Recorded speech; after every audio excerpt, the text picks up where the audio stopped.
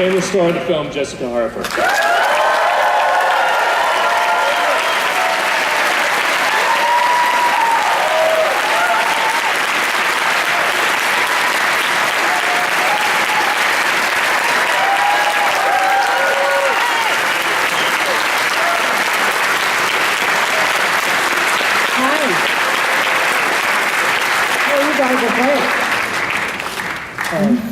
So, I had no idea you were so fluent in Italian. Nor did I. Is this, so I want to say really quickly, this was a PowerPoint presentation, the subtitles, so there was actually someone up in the booth, I guess who understands Italian, hitting a button every time a subtitle needed to come up, so let's give that person off there. His name is Jason, I understand. Jason, thank you so much for making me look good. Exactly. Glad I didn't have that job. So you're from Chicago. I am. I was born here.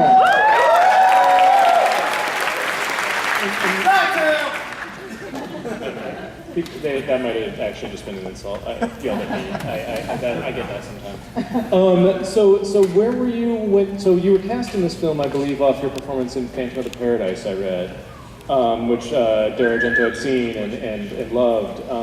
Where were you when you got the call about this movie? Or do you how did you first hear about it? I think I was in LA, and my agent said, there's this weird movie.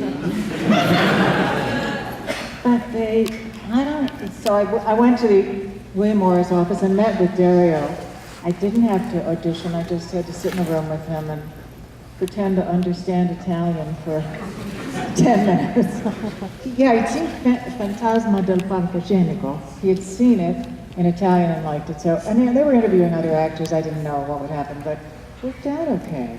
Had you seen any of his prior films at the time? Or? I hadn't at the time, but I went home and did a little homework. And I saw, okay, let's see who's a real Dario aficionado here. 4 Flies on Grey Velvet. The Bird with the Crystal Plumage. You guys are hot. And so because Bird with the Crystal Plumage was such, and Peter, correct me if I say anything that's just actually factually wrong. Me too, by the way, because I don't know. Yeah, I don't remember what I did this afternoon, so asking you questions about a film you shot, like in '77, feels, I get it. I literally have no idea why I'm here. I'm like the guy in Memento. But Bird with the Crystal Plumage was such an international hit that Dario Argento, unlike a lot of Italian filmmakers, had the budget to shoot sometimes live sound during his films, which most Italian movies were shot silent. But what I'd read, and I don't know if this is true, that he would pump the Goblin score to Suspiria in, while you were filming certain scenes. That's true. And unlike what you said right before that, we recorded very little live sound. I mean, they would record a track so that they could keep track of who said what when. But for the most part, everything was dubbed. And except for the one in which I speak English, and I actually dubbed my own part. There's one live scene that I have with Joan Bennett where we actually speak, where it just miraculously there was no background noise, so they were able to use it. But usually you'd be shooting, and there's guys over there hammering, building a set, and people are singing songs in Italian. There's all kinds of stuff, and because they figured, we're going to dub it all anyway, so they didn't really protect the sound. Well, let me ask you, since there was many different nationalities of cast members. Yes.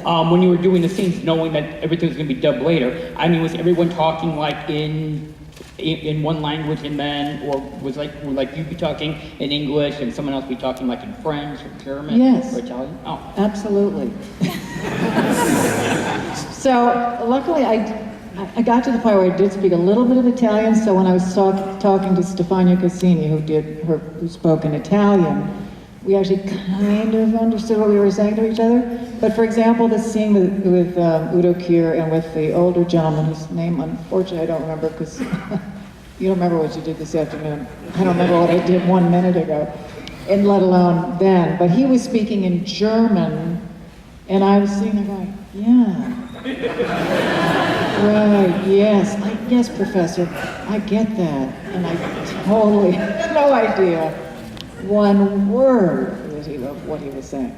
Did you, in a situation like that, do you just kind of wait for him to stop talking? And Yes, absolutely. That's the wise thing, to just wait till he shuts up and then resume your, whatever it was, your dialogue. I mean, that sounds like an incredibly kind of difficult way to act. And what was your reaction to being on set and hearing the score? Oh, that was cool, because, yeah, he did, to answer your question that I don't think I ever answered, yes, he did play Goblin during some scenes that we shot that didn't require dialogue. And that was cool, because it kind of got you in the mood. And it's such a isn't it a great score? Kind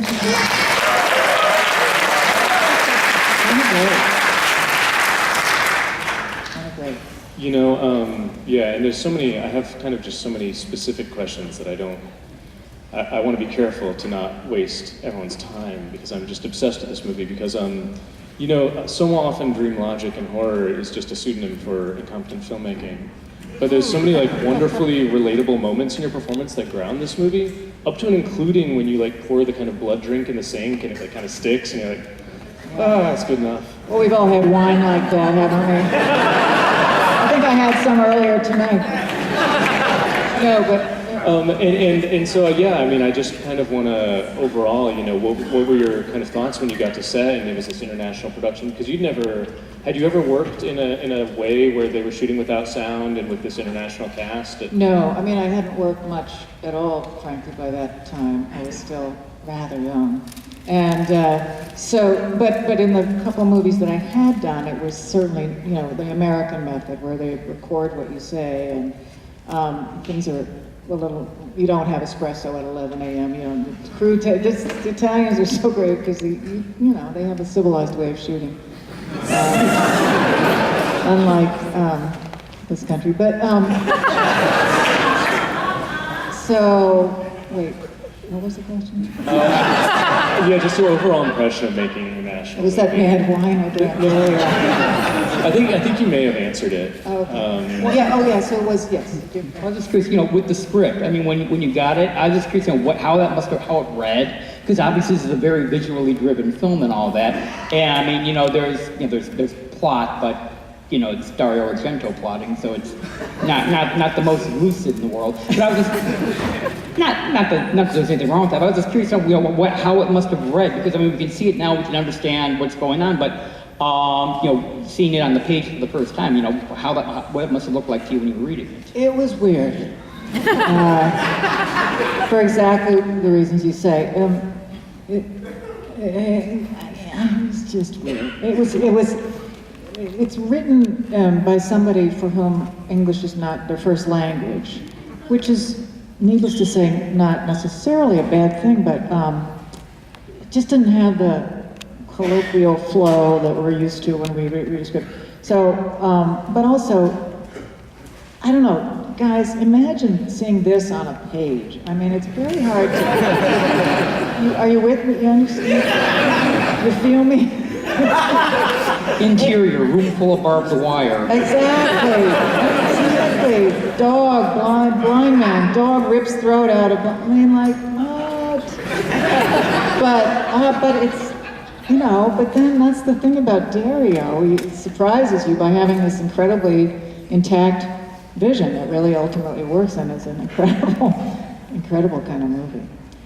You know, this has a